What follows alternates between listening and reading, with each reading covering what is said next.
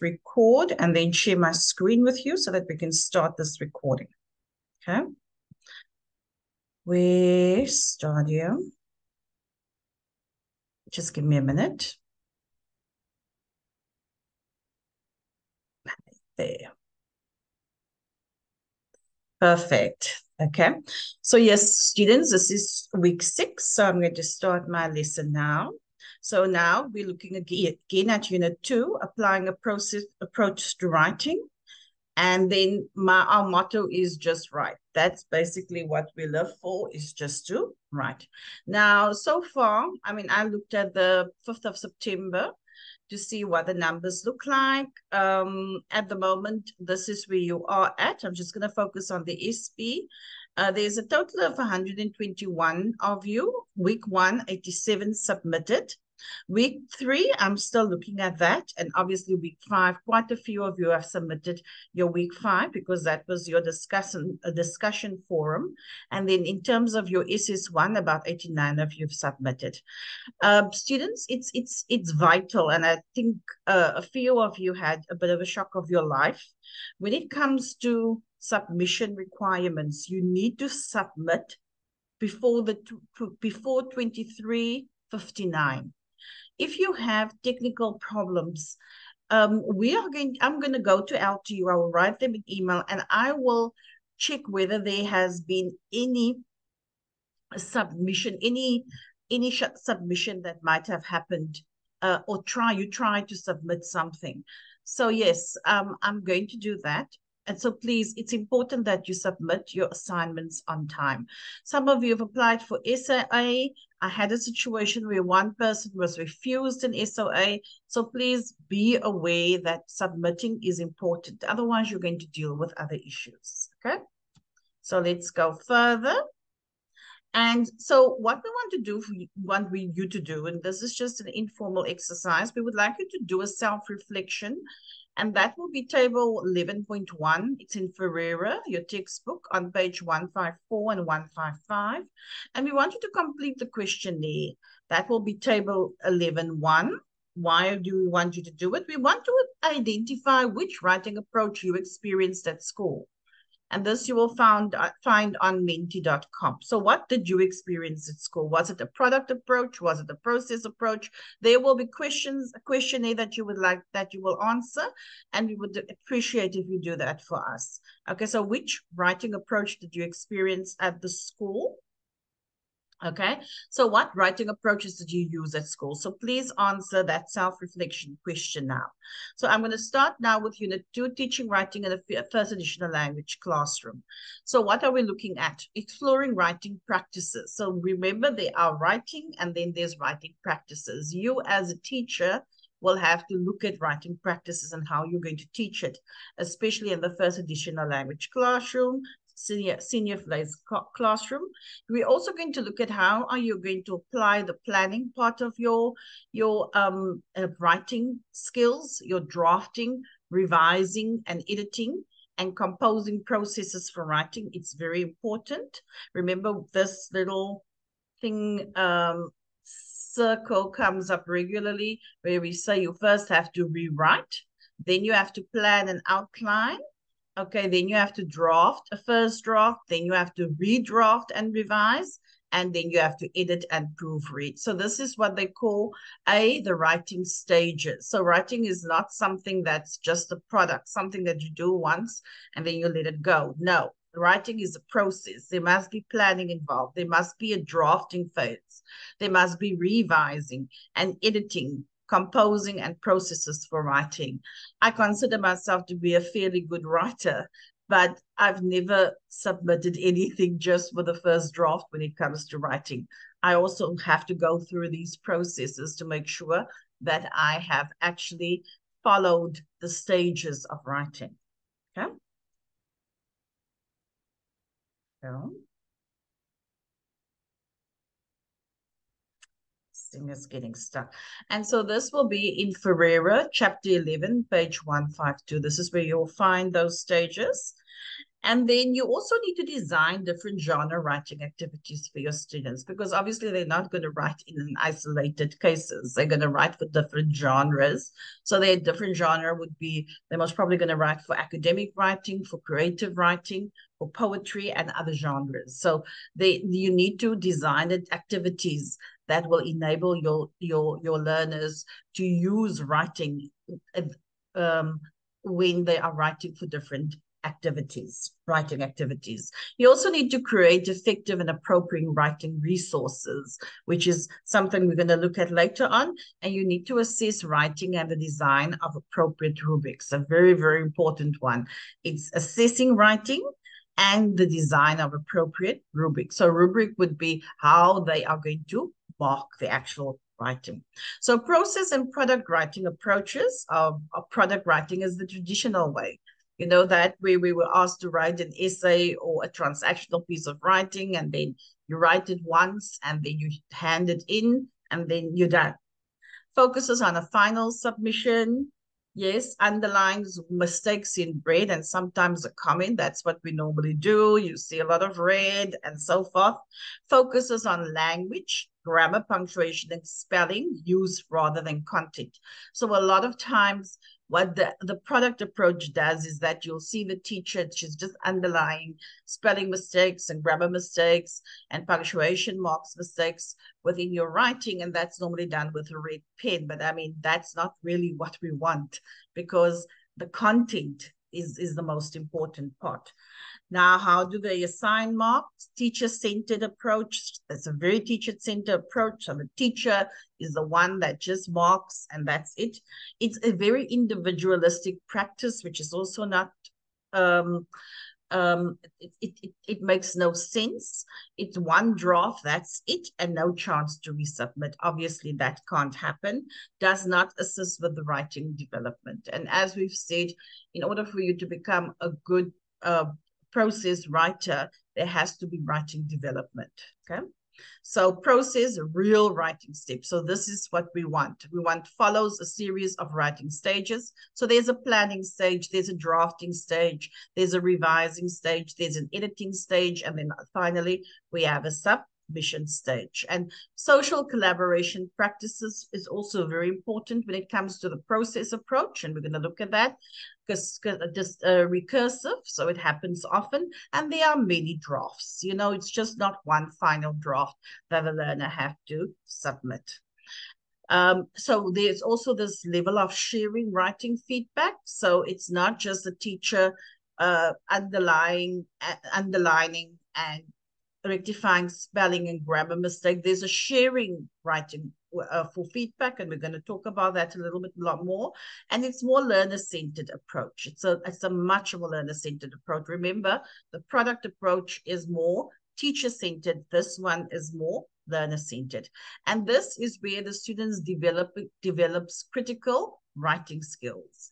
And that's the most important. We want the students to be able to understand the content of writing rather than just the spelling and the grammar mistakes. So here's another example. The process approach, there will obviously be more than one draft. The product approach will be only one draft. Then it's collaborative, whereas the product writing will be more individualistic. And so here's the stages of the writing process. Stage one is when you think, think about topic, genre, purpose, audience, and point of view. So this is it's thinking. It's a thinking stage, okay? So what do we mean with a thinking stage? It's when you think about the topic. What topic are we giving the students? What genre is this topic? Is it academic writing? Is it formal writing? What is it? What's the purpose of the writing? So are your purpose to inform, persuade, etc., etc.? Who's your audience? Who's the audience that you are writing for? Obviously, I always say, audience. If your learners are writing if you have grade 8 first additional language learners, their writing might be different from grade 12 first additional language learners.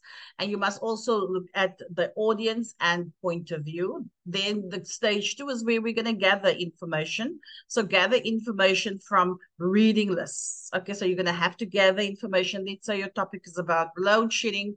You're going to have to gather information. You need to also look at handouts, lecture notes, and textbooks so that you can get information about that. You can look at the internet and online sources, obviously, also to gather information. Own knowledge and ideas. Remember, we always say to our learners that they come in with a lot of prior knowledge. So you might have your own knowledge and ideas.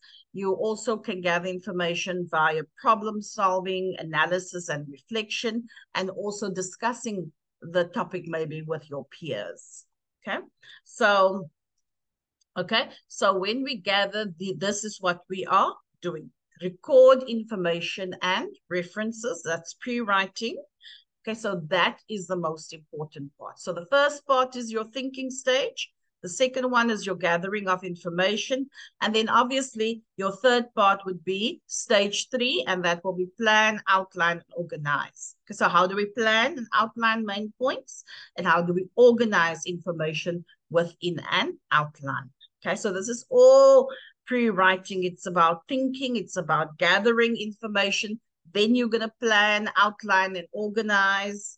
And that's just your part 1. That's only your pre-writing phase. Now, stages in the writing process. Stage 4 will be your draft, revise, and edit. So you're going to write your first draft. What do we mean with that? Edit. So this works in different ways. Okay, so stage 4, you will write a draft, revise, and edit. You will write the first draft. We will redraft for feedback. Okay, so you will redraft for feedback. Many drafts may be necessary before the final version. That's true. You have to also revise for organization and style. And then you have to edit spelling, grammar, and punctuation. Okay, you see that this edit spelling, grammar, and punctuation is not the most important part here. It's about the reality that there's content involved, and within that content, there are certain processes that you need to follow. So first pre-writing first phase will be analyze the question. So if the question is about load shedding, you're going to analyze that.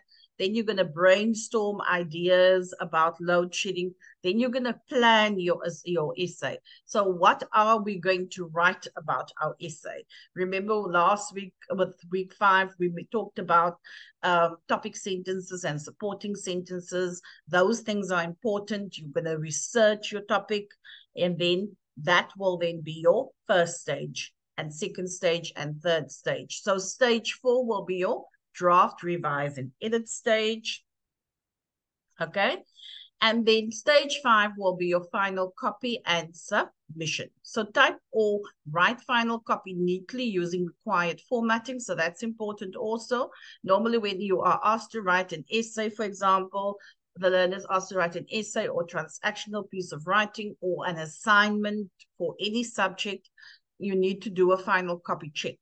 And the final copy check will be that you have written things neatly and that you've used the required formatting. And then you also need to check institutional essay submission requirements.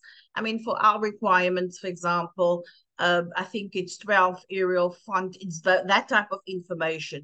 It's 1.5 spacing possibly, etc., etc. And then you will submit your final copy. So it's not just a product where you do it once and then you submit. No, it is a process, and that is the process that we've just mentioned here. So if you look at this mind map, it states that there's a pre-writing stage, there's a drafting stage, okay? And then you have peer tutor review, then you have editing and proofreading, etc., etc. Now, we want you to think in stage 1, think about and analyzing a topic. How are you going to go about doing that? Start by getting a clear understanding of the topic or task you need to write about. It's very important. You need to have a clear understanding of your topic. If you do that, it will essentially help you with your entire assignment. Spend time on this. Talk to other learners about it. If in doubt, ask your teacher. That's just a little bit of advice that I can give you. If in doubt, ask your teacher. But before you do that, have a discussion with other people, with friends, and with their fellow learners, etc. Check 3 types of keywords, usually contained in most essay questions. And this is even if you look at you studying for an honors qualification or a master's qualification, these will most probably be in your topic. There will be what they call an instruction word. And there are different types of instruction words. These are task words, Task words means tell you what to do in order to answer the question, are usually verbs. So what will this be?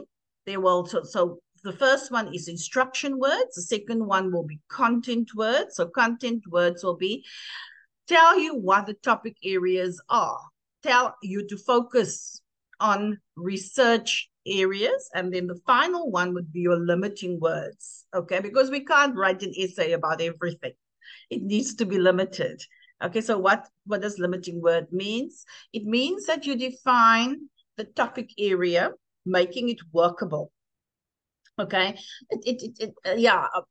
any person, whether you study for whatever, there has to be a certain limitation because we can't do it for everything. You can't talk about everything. Okay, if you talk about load shedding, you can't speak about electricity shortages, and then you want to speak about how load shedding affects people in the Eastern Cape, rather, and in contrast to the Western Cape. You can't. It has to be limited. So what we are saying is that normally when you are given an essay, we give your essay to a learner. These are the wording that's supposed to be in it. There must be a task word, there must be a content word, and there must be limitation words, okay? And your limitation words will define the topic area, making it workable. It will also indicate aspects of the topic area you should focus on, okay? So there's 3 things here that you've learned now. There must be an instruction word, a content word, and a limitation word. Now your topic words, what does that mean? Content words tell you what the topic is about. Instruction words, okay? So instruction words will be tell you what to do with the content words, okay? So let's say your topic is, again, part of load shedding, but your instruction word will have to be there because you can't just have load shedding. What about load shedding? You need to instruct the learners. So tell you what to do with the content word. For example, discuss load shedding, compare load shedding, evaluate or analyze. So maybe these are just a few of the discussion words. I mean, you can get other words like compare, evaluate, discuss, analyze. There are many other words that can be used there. So limiting words tell you the particular focus of the topic. For example, time period, theory, location, number, and type. And what do we mean with it? Limiting words, if you want to limit load shedding, we can say discuss load shedding in the Eastern Cape, for example. Okay, or maybe a theory about load shedding, location, time period would maybe possibly be 2023, number you can also bring in and type. Okay, for example, assess the impact of diversity training on multilingual, multicultural organization. A very interesting one there. Assess the impact. So what's your main word there? Assess. Your instruction versus assess. Instruction word will be assess the impact. Your content word would be diversity training in a multicultural organization. It could have been in a monocultural organization or in a South African organization, but there are limitations to the word. So they assess the impact will be instruction words, diversity training will be your content words, and in multicultural organization will be your limiting words. And those words are very important. Now, stage 2 is to gather the information. How do we gather the information? We do it differently. Okay. So how do we gather information? We do look at data. We look at insights about the information or the topic that you are writing about. You look at ideas. You look at research, reading, and planning. So those are how you gather your information. Stage 3 is your plan, outline, and organize. And how are we going to do that? How are we going to do it? We're going to look at pre-writing first. So intensifying audience, identifying audience. Then we're going to look at mind maps, lists, scribbles, on paper post-in notes. Okay, so there's your mind map, identity, interest. So everything about identity you're going to look at. Here you have a mind map. You can do a list. You can scribble on paper, post-in notes. It all depends on how you want to do it. There are many different ways to plan, but none of them are wasted. Yes, I believe that. As long as you're writing your mind map, I normally also, when I have to write something, I prefer doing a mind map as well, especially for an assignment. It just works for me better. But obviously, I have to get the information in order to do my mind map. And then, so these are all different types of mind maps. Here it's about money. The second one, so budgets, markets, etc., etc. And then there's another one, 3 ways good design makes you happy. I mean, yeah, they talk about positive thinking, solve the problem. They talk about patience and need to be wise and so forth. Find method that suits you. Start planning early. Yeah, don't wait for the planning to happen at the last minute, because then you are going to get flustered and overwhelmed. Okay. Then after that, you review and revise your plans often. So you go back all the time and you review and revise your plans often. I remember when I was studying, I used to do mind maps, and they virtually would put them against the walls if I have to do an assignment. And I would put these different phases off so that when I wake up, I could look at it immediately. And that worked for me. I needed to see it constantly to remind myself. But some of you might have a different way of looking at it. Your stage 4 would be your draft, revise, and edit stage. And that will be your draft. Use your ideas to write a rough draft. So you've gone into the first phase, okay? The pre-writing phase, the collecting phase, and so forth. Now you're on stage 4, which would be your draft, revise, and edit stage. So your draft phase will be use your ideas to write a rough draft. So rough draft means that it's a draft. It's not a final product, okay? Then you have to revise your draft. So you have to make changes to improve your writing. Then you have to edit. So in other words, you have to proofread and correct your mistakes. Okay. Just give me a minute here. Okay. You have to proofread and edit your mistakes. And then so the first one would be the rewriting. Okay. Writing, revising, editing, and then publishing. So drafting doesn't need to be perfect. Just get your ideas out. Revising would be check coherence, ideas, and paragraphs. So coherence means whether you have a topic sentences and supporting sentences. Are your ideas flowing? Are your paragraphs correct, etc.? Then you're going to obviously edit. Everything has to be edited. You cannot just submit something and say, well, I've never made a mistake. No. It doesn't work that way. You have to go back and edit. So check sentences and words. And then finally, your proofreading would be where you check spelling, grammar, and punctuation. Okay. So here's your arms. So arms would be the ARMS. So add sentences and words when you're in your revision stage. Okay.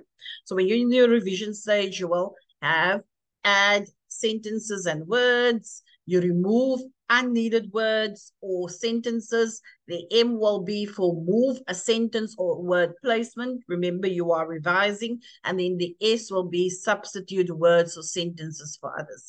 So in the revising phase, again, you're looking at it. It's not a final product yet. You are still in the process of writing. So your editing would be CUPS, would be your shortened form there. So the capital sentences, names, places, and months and titles. So here it will be a bit of your grammar usage, match noun and verbs correctly. So there, it's what they call concord. Was that done correctly?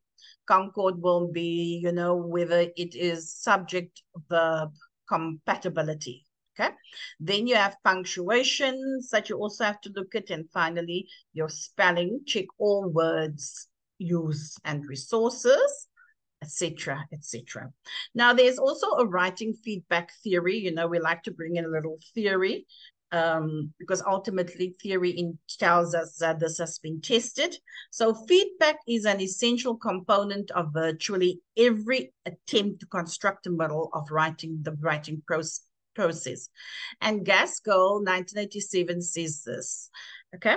He says feedback is K, 1990, says feedback is a fundamental element in all stages of the writing process. So feedback, and you've seen how we give feedback.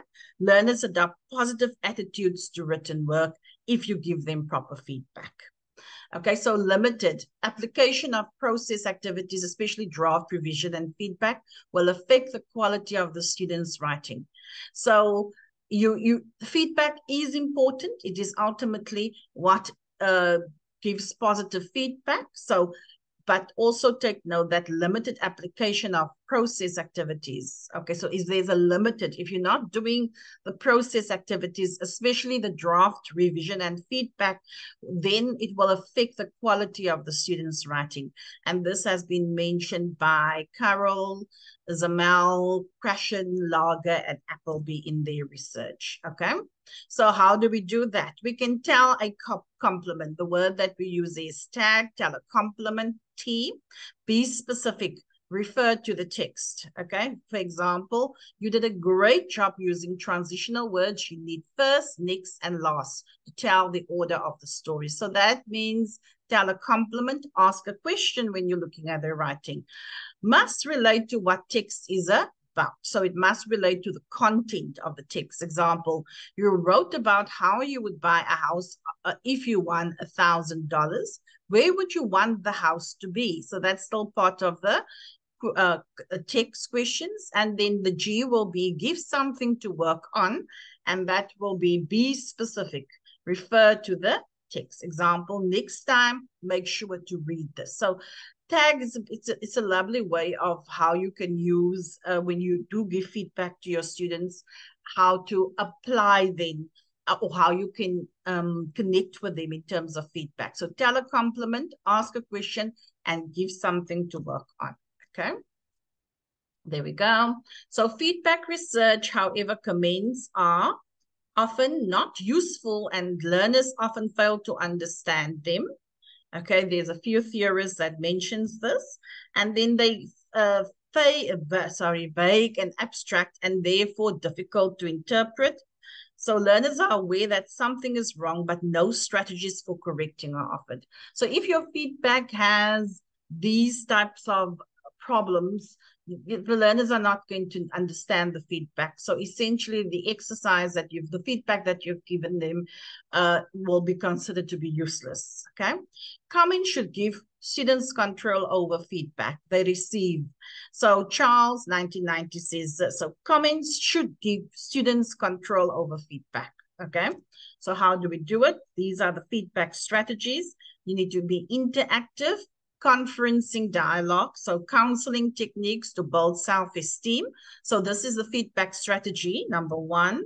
Asking for information, okay? So you can look at counseling techniques as number one to build self-esteem. You counsel, you ask them about certain things. You're asking for information. You're showing appreciation for what the learner says. Using acceptance and approval words and telling learners their ideas are not strange. I remember as a teacher or even lecturer, one of the things that I always try not to do when it even comes to writing or just generally comments in the classroom is never to be disrespectful. You know, I sometimes say to my students, especially at university, that no comment, I don't consider any comments as a bad thing. So when it comes to feedback strategies, these are the strategies that you can apply. Counseling technique, you can apply asking for information, you can apply showing appreciation, you can apply using acceptance and approval, etc. And finding out from learners what they thought the essay requirements were. It's very interesting because sometimes as teachers, we have an understanding of something, but then our learners do not see it the same way. And so, yeah, finding out from learners what they thought the essay requirements were and what comments meant. When given feedback, tell something you like, ask a question, and give a suggestion. And there, again, it's a tag that you will have to remember. Okay. Okay. So feedback strategies go on. How I write my student feedback. So be limited to specific problems. Don't write about every single problem that you found out in the person in your learner's writing.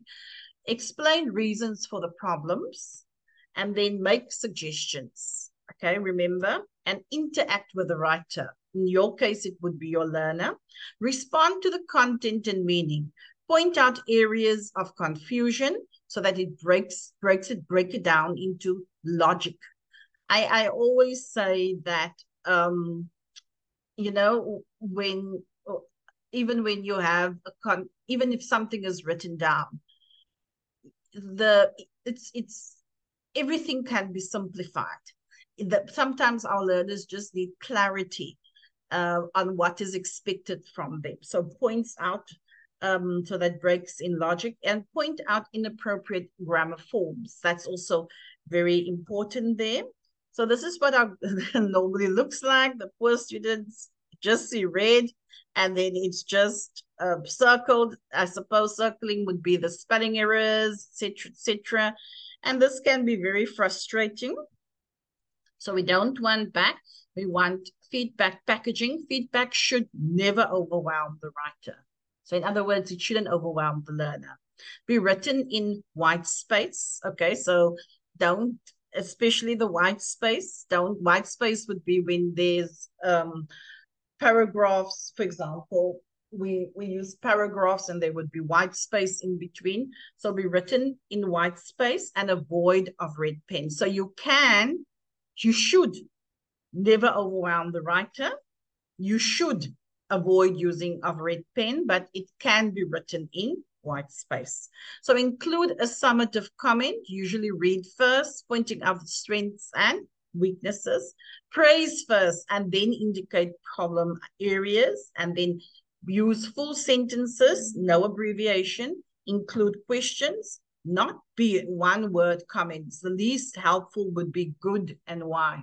Students don't know what that means. So you're going to have to elaborate when you give feedback. So there's a feedback burger. So the top part will be your bun would be positive feedback. Number 2 will be all the burger and the letters and so forth. That will be constructive feedback. And then the bottom part of the hamburger will be your positive feedback again. Okay. So this is an extract of an essay, first draft with teacher feedback in blue. Okay. So here's another example of feedback of a teacher. This is what should be expected, you know, when writing all this information. Okay. So success criteria for writing a mysterious setting description. So here you would say pupil. Have I written in the first person? There's a tick. The pupil says yes, and the teacher says yes. Have I used capital letters and full stops consistently? Yes, the pupil, yes. Teacher says not yet consistently. So here's a list of things that criteria that you can use so that the pupil will give a tick as well as the teacher. So learners' perception of feedback. Most students acknowledged feedback's motivational and improvement function. It must be encouraged. now I enjoy writing and I've improved in my writing. So this is the feedback that we got from learners. More you write, more our writing skills will improve.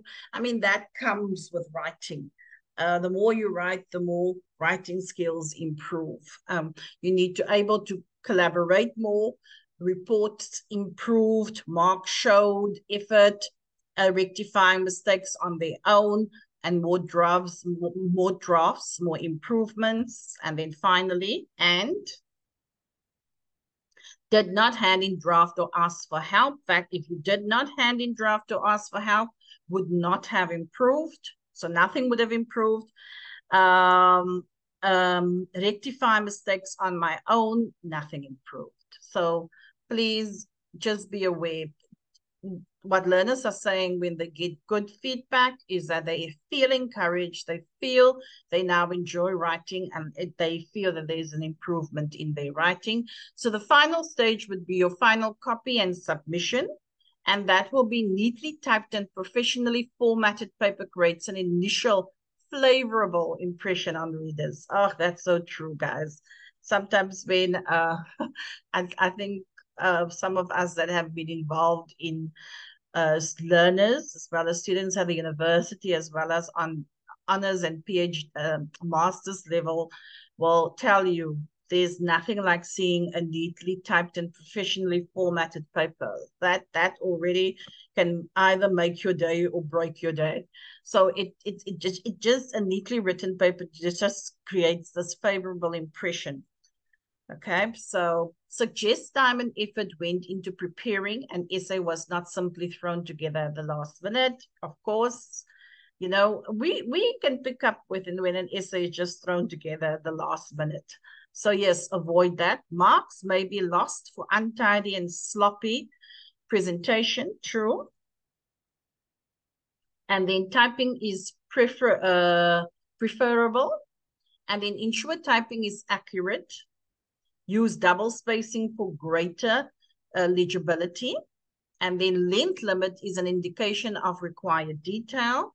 And then if too short, it lacks content and development.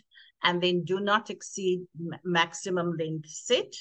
And then check whether essay requires cover page, reference list, and or plagiarism declaration. So if you have these final stages, you will be fine.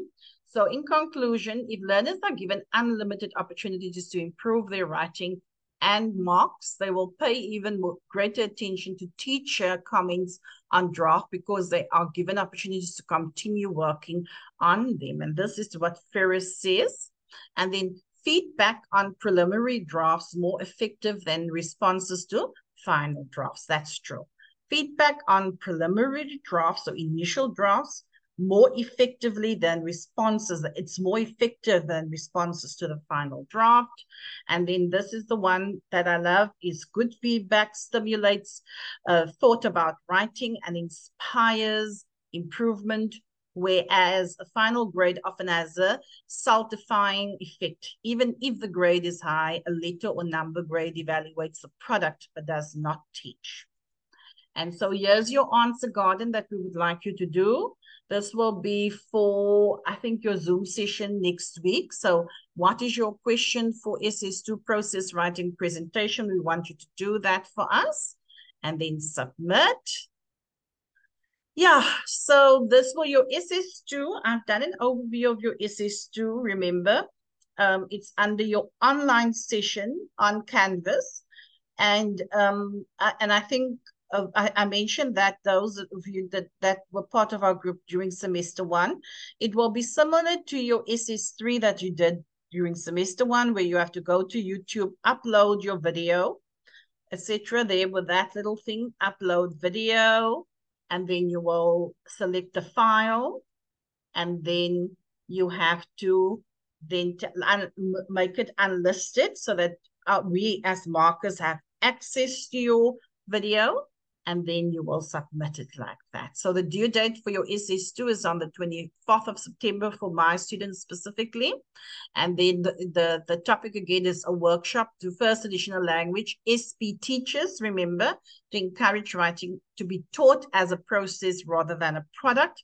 Please look at the instructions given there. I mentioned in the Zoom meeting that there are FET differences. SP, for example, will CAPS background differences. There are essay and transitional action writing differences. Essay and transactional writing topics are different.